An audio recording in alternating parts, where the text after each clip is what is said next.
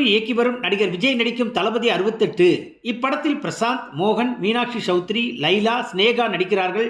இப்படத்திற்கு பாஸ் என்று தலைப்பு வைக்கப் போகிறார்களாம்.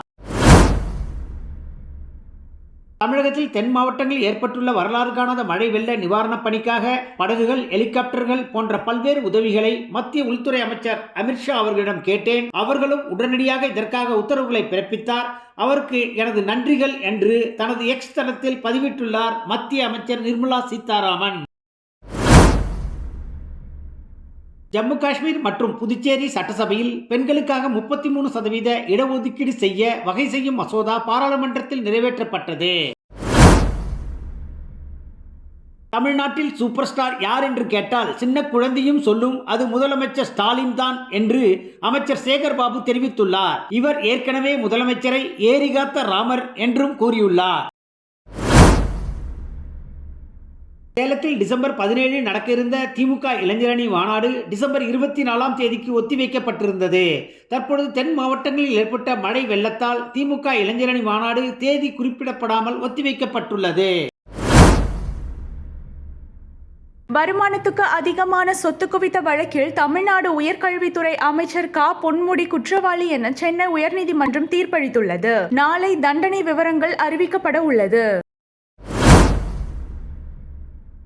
டெல்லியில் பிரதமர் மோடியை நேரில் சந்தித்த தமிழக முதலமைச்சர் மு.க. ஸ்டாலின் நிவாரண பணிகளை மேற்கொள்ள தற்காலிகமாக ரூபாய் 7033 கோடியும் நிரந்தர நிவாரண தொகையாக ரூபாய் 12659 கோடியும் வழங்க வேண்டும் என்று கோரிக்கை விடுத்துள்ளார். மேலும் தென் மாவட்டங்களில் தற்காலிக சீரமைப்பு பணிகளுக்காக ரூபாய் 2000 கோடியை அவசர நிதியாக வழங்க வேண்டும் என வலியுறுத்தியுள்ளார். கட்டமைப்புகளை சீரமைத்து தமிழக அரசு எச்சரிக்கையாக இருந்திருக்க வேண்டும் என மழை வெள்ள பாதிப்பு குறித்து புதுச்சேரி துணைநிலை ஆளுநர் தமிழிசை கூறியுள்ளார். IPL 2024ஆம் ஆண்டு ஏலத்தில் பழங்குடி வீரர் ராபின் மீன்ஸ் 20 லட்சம் அடிப்படை விலையில் இருந்து ரூபாய் 3.6 கோடிக்கு அவரை விலைக்கு வாங்கியது குஜராத் டைட்டன்ஸ். நடிகை த்ரிஷா 7 வருடங்களுக்கு பிறகு தெலுங்கில் மீண்டும் சிரஞ்சீவி விஸ்வம்ரா என்ற படத்தில் நாயகியாக நடிக்கிறார். நீர்வழி படுவும் நாவலுக்காக எழுத்தாளர் தேவி பாரதிக்கு சாகித்ய அகாடமி விருது கிடைத்திருக்கிறது. அவள் ஒரு தொடர்கதை படத்தில் சுஜாதாவுக்கு அம்மாவாக நடித்த பழம்பெரும் நடிகை லீலாவதி பெங்களூரில் காலமானார். அவரது மறைவிற்கு பிரதமர் மோடி, கர்நாடகா முதல்வர் சீதாராம் ஐயா இரங்கல் தெரிவித்துள்ளனர்.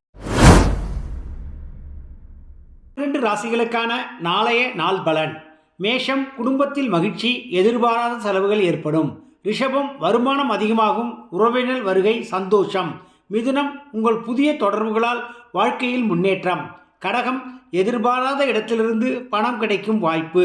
சிம்மம், கடந்த கால முதலீடுகளில் அதிக அளவு உயரும். கன்னி, உங்கள் திறமைக்கு சரியான அங்கீகாரம் கிடைக்கும். துலாம், உங்களது சோம்பேறித்தனத்தினால் நல்ல வாய்ப்பு பறிபோகும். விருச்சிகம், உங்கள் வியாபார பேச்சுவார்த்தையில் மிக்க கவனம் தேவை.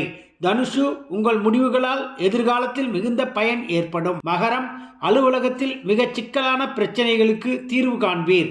கும்பம், தேவையற்றவர்கள் வருகையால் தொல்லை ஏற்படும். மீனம், வேலை செய்யும் இடத்தில் ஏற்படும் பிரச்சனையை சாமர்த்தியமாக சமாளிக்க வேண்டும்.